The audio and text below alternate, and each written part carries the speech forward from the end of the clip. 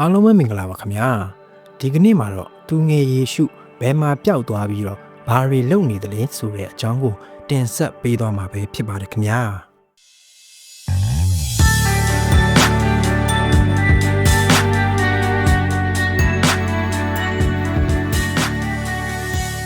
ဗီဒီယိုလေးမစတင်ခင်မှာကျွန်တော်ရဲ့ channel လေးကို like and subscribe လုပ်ထားပေးဖို့မေတ္တာရက်ခံချင်ပါတယ်ခင်ဗျာ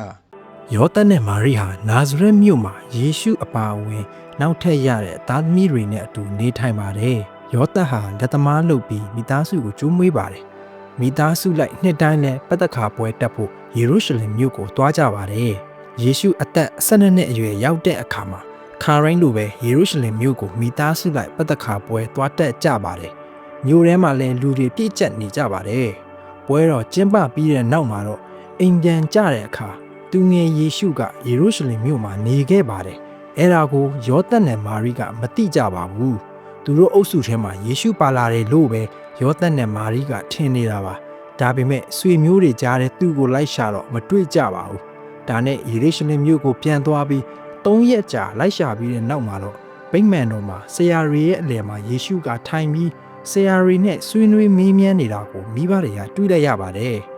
သူငယ်ယေရှုရဲ့စကားကိုကြားတဲ့သူအပေါင်းက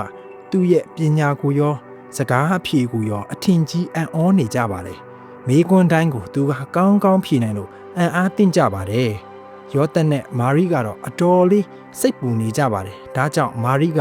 ငါသားရဲ့ဘာလို့ဒီလိုလုပ်ရတာလဲအမေတို့စိတ်ပူလို့နေရအနှံ့လိုက်ရှာနေတာဘယ်ကိုသွားနေတာလဲလို့မေးတော့ယေရှုကဘာလို့လိုက်ရှာကြတာလဲ